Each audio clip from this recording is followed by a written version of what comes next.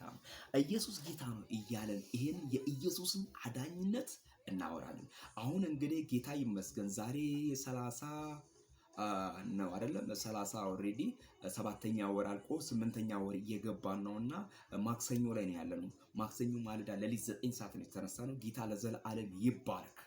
በዚህ ሰዓት ነው ያለነው። እንግዲህ በእድሜያችን ላይ እችን ቀን የጨመረ በእድሜያችን ላይ እችን ሰዓት የጨመረ ልዑል እግዚአብሔር ይባረክ። ምህረቱን ቸርነቱን ያደረገልን አንድ ነገር ልላችሁ እወዳለሁ። እንግዲህ የሚቀጥለው ሳምንት እንግዲህ ጌታ ኢየሱስ ክርስቶስ በቀራንዮ መስቀል የተሰቀለበትም ያንን ልናስብ ፋሲካ እየመጣ ነው ያለውና በዚህ በፋሲካ ደግሞ እንግዲህ ብዙ የእግዚአብሔር ልጆች የሚያደርጓቸው ነገሮች አሉ። ዳግም የተወለዱ ወይም ደግሞ እነዚህ ክርስቲያን ነን ባዮች ወይም ደግሞ የሚያደርጉት ነገር ባዮች የሚያደርጉት ነገር አለ። እናንተ ግን ክርስቲያኖች እናንተ ግን ቅዱሳኖች በፋሲካ የምታደርጉትን ነገር በሚቀጥለው ቀንም አድርጉ።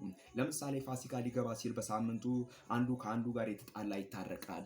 ደግሞ እንትን ማማት አናማም ይባላል። ለምን ለሳምንት አይደለም ማናማው ለምንድነው? እንዳለ ጌታን ከተቀበልን በኋላ ዳግም ከተወለድን በኋላ ከጨለማ ወደሚደነቅ ብርሃን ከወጣን በኋላ ሐሜት የሚባል ነገር የለም። ከኋላም ወንድም ላይ የሆነ ነገር መሸረም የሚባል ነገር የለም። ተንኮል ማድረግ የሚባል ነገር የለም። እንጸልያለን። አዎ በቀራንዮ መስቀል ላይ ጌታ ኢየሱስ ክርስቶስ እኛ እንዳናማ ሐሜታችንን በኢየሱስ ክርስቶስም ጠርቆታል።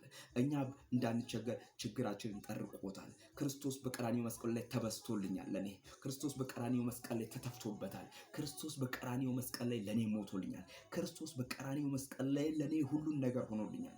የኔን መከራ ተቀብሏል። ክርስቶስ ለኔ የእርግማን ሰው ሆኖ በመስቀል ላይ ተረግሞልኝ በኢየሱስ ክርስቶስ እርጉም ሆኖ እኔ መረገም ያለብኝ እኔ ደግሞ የተረገምኩኝ ሳለሁ እኔን ጻድቅ ሊያደርግ እሱ ኃጢአተኛ ሆኗል ወዳጆቼ። ስለዚህ እናንተ የአባቴ ቡሩካን ወንድም ከወንድሙ ጋር በሰላም እንዲኖር ክርስቶስ ይፈልጋል። ወንድም ከእህቱ ጋር፣ ወዳጅ ከወዳጁ ጋር፣ ቤተክርስቲያን ከቤተክርስቲያን ጋር፣ ሀገራት ከሀገራት ጋር፣ ነገስታት ከነገስታት ጋር፣ ታላላቆች ከታላላቆች ጋር፣ ታናናሾች ከታናናሾች ጋር ሁሉም የሰው ልጅ ፍጥረት በፍቅር እንዲኖር የክርስቶስ ይሄ የፍቅሩ ምሳሌ ወይም ባህሪ ነው። ምክንያቱም ክርስቶስ ፍቅር ነው። መጽሐፍ ቅዱስ ሲናገር እግዚአብሔር ፍቅር ነው ይላል። ስለዚህ ፍቅር ደግሞ ቸርነትን ያደርጋል። ፍቅር ደግሞ በጎነትን ያደርጋል። ፍቅር ደግሞ አይቀናም። ፍቅር ደግሞ አይመካም። ፍቅር ደግሞ የሌላውን አይፈልግም። ፍቅር ደግሞ በሌላው ላይ ክፋትን አያደርግም። ስለዚህ ወደ ቤተ ክርስቲያን እንሄዳለን።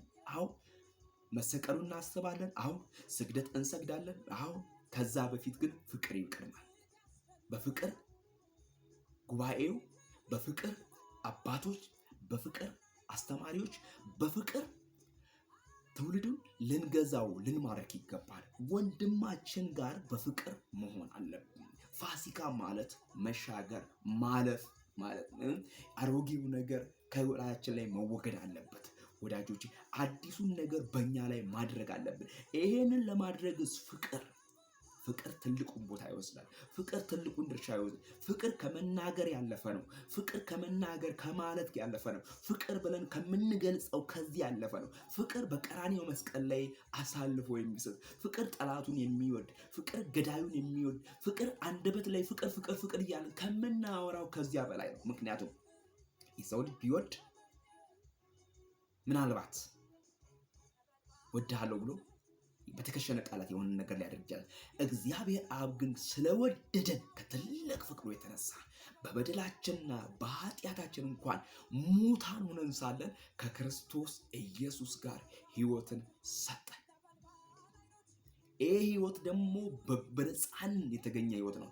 በነፃ የተገኘ ዋጋ ተከፍሎልበታል። መክፈል ስለማንችል ለእኛ እንዲሁ ነው የሰጠን። እንዲሁ የሰጠንን ፍቅር ደግሞ እንዲሁ ለወዳጆቻችን ልንሰጥ ይገባል። መልካም ፋሲካ ይሆንላችሁ። እንግዲህ ይህንን ፋሲካ እግዚአብሔር አምላክ በፍቅር የሚያጥለቀልቃችሁ የሚሞላችሁ ቀን እንዲሆን መልካም ምኞቴና ፍቃዴ። ጌታ ለዘላለም ይባርካችሁ። እግዚአብሔር ለዘላለም ይባረክ። ጌታ ወንጌልን ከፍ እናድርግ፣ ወንጌሉን እናውራው፣ ወንጌሉን እንናገር። ሌላ ምንም ነገር የለንም።